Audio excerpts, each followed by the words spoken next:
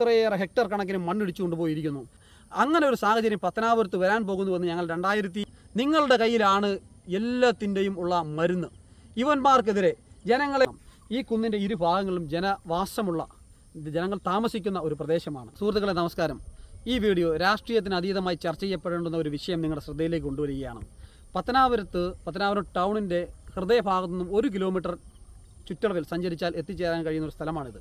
ഇവിടെ വലിയ ഒരു കുന്ന് നിലനിന്നിരുന്നു. ഈ കുന്നിൻ്റെ ഇന്നത്തെ അവസ്ഥ ഈ വീഡിയോയിൽ നിങ്ങൾ കാണാൻ സാധിക്കും. ആരാണ് ഈ കുന്നിനെ ഇത്തരത്തിൽ ശോഷിച്ച ഒരു കുന്നാക്കി മാറ്റുവാനുള്ള കാരണക്കാർ? പത്തനാപുരത്ത് താലൂക്ക് ഓഫീസറുണ്ട്, വില്ലേജ് ഓഫീസറുണ്ട്, പഞ്ചായത്തുണ്ട്. നമ്മളൊരു 10 സെൻറ്റിലോ 5 സെൻറ്റിലോ ഒരു വീട് വെക്കുന്നതിന് ഒരു പെർമിഷൻ എടുക്കാൻ അല്ലെങ്കിൽ ആ പ്ലോട്ട് ഒന്ന് ലെവൽ ചെയ്യാൻ പഞ്ചായത്തിന് അനുമതി വേണം. കർശനമായ നിയമങ്ങൾ നമ്മുടെ നാട്ടിലുണ്ട്. ജിയോളജിയിൽ നിന്നും മണ്ണെടുത്താൽ മാത്രമേ വലിയ കുന്നുകളിൽ നിന്നും മണ്ണ് കൊണ്ടുപോകാൻ സാധിക്കുകയുള്ളൂ. അവിടെ കൊടുത്ത ലോയൽറ്റി അടച്ച് അവിടെ കൊടുത്ത അപേക്ഷയിൽ അവർ നൽകുന്ന അനുമതിയുടെ മണ്ണാണോ ഇവിടെ നിന്ന് നീക്കം ചെയ്തത് നമ്മൾ ശ്രദ്ധിക്കണം. ഈ കുന്നിൻ്റെ ഇരുഭാഗങ്ങളിലും ജനവാസമുള്ള ജനങ്ങൾ താമസിക്കുന്ന ഒരു പ്രദേശമാണ്. പത്തനാപുരം ഗ്രാമപഞ്ചായത്തിൻ്റെ ഹൃദയഭാഗമാണിത്. ഈ ഭാഗത്ത് ജീവിക്കുന്ന ആളുകളുടെ ജീവനും സ്വത്തിനും എന്ത് സംരക്ഷണമാണ് നൽകുന്നത്?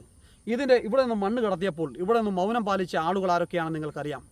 ഇവിടെ നിന്നും നിരവധി പരാതികൾ ഞങ്ങൾ നൽകിയിരുന്നു. നമുക്ക് ഇന്ന് നിത്യസംഭവമായി മാറുന്ന ഒരു കാര്യമാണ് മണ്ണിടിച്ചിലും ഉരുൾപൊട്ടലും പ്രളയവുമൊക്കെ. അപ്പോൾ നമ്മൾ നിലവിളിച്ചിട്ട് എന്തെങ്കിലും അർത്ഥമുണ്ടോ? നമ്മൾ ചെയ്യേണ്ടുന്ന കാര്യങ്ങൾ ചെയ്യേണ്ടുന്ന സമയത്ത് ചെയ്യാതെ നമുക്ക് ആപത്ത് വരുമ്പോൾ നമ്മൾ ആപത്ത് വലിച്ചു കൊണ്ടുവന്നിട്ട് നിലവിളിച്ചിട്ട് എന്തെങ്കിലും അർത്ഥമുണ്ടോ? വിലപിച്ചിട്ട് എന്തെങ്കിലും അർത്ഥമുണ്ടോ? അങ്ങനെ ഒരു സാഹചര്യം പത്തനാപുരത്ത് വരാൻ പോകുന്നുവെന്ന് ഞങ്ങൾ 2022 മുതൽ പരാതി നൽകുകയാണ്. ആ പരാതിയുടെ അടിസ്ഥാനത്തിൽ ഞങ്ങളെ ഒറ്റപ്പെടുത്തുവാനും കോൺഗ്രസ്സുകാരായതിൻ്റെ പേരിൽ ഞങ്ങളെ സമൂഹത്തിൽ ഒറ്റപ്പെടുത്തുവാനും മറ്റ് ചില ഇൻറ്റൻഷനോട് കൂടിയാണ് ഞങ്ങൾ പ്രവർത്തിക്കുന്നതെന്നും ഞങ്ങളുടെ പേര് മോശമാക്കുവാൻ ശ്രമിച്ചവർക്കുള്ളൊരു മറുപടി കൂടിയാണിത്. പത്തനാപുരത്തിൻ്റെ ഹൃദയഭാഗത്തു നിന്നും ഇത്രയേറെ ഹെക്ടർ കണക്കിന് മണ്ണിടിച്ചു കൊണ്ടുപോയിരിക്കുന്നു. ആരാണ് ഇതിനൊരു ഉത്തരവാദി? ഈ സമീപ പ്രദേശത്തൊരു മണ്ണിടിച്ചിലുണ്ടായാൽ നിരവധി ദിവസങ്ങൾ തുടർച്ചയായി മഴ പെയ്യുമ്പോൾ ഇത് നനഞ്ഞ് കുതിർന്ന് ഇടിഞ്ഞു പോയാൽ ഇവിടെ എത്ര മനുഷ്യജീവനുകൾക്ക് ബുദ്ധിമുട്ടുണ്ടാകും. അപ്പോൾ പ്രയാസപ്പെട്ടിട്ട് കാര്യമില്ല. ഇവിടെ പത്തനാപുരം ഗ്രാമപഞ്ചായത്ത് 55 വർഷം കൊണ്ട് ഭരിക്കുന്ന ഇടതുപക്ഷ ജനാധിപത്യ മുന്നണിയാണ്. എന്തുകൊണ്ട് ഈ നാടിനെ സംരക്ഷിക്കാൻ ഇവർ കഴിയുന്നില്ല? ഇവിടെ നിന്നും 25 വർഷം തുടർച്ചയായി വിജയിച്ചു പോകുന്നത് ഇടതുപക്ഷത്തിൻ്റെ MLA ആണ്, മന്ത്രിയാണ്. എന്തുകൊണ്ട് ഈ നാടിനെ കൺസേൺ ചെയ്യാൻ അവർ കഴിയുന്നില്ല?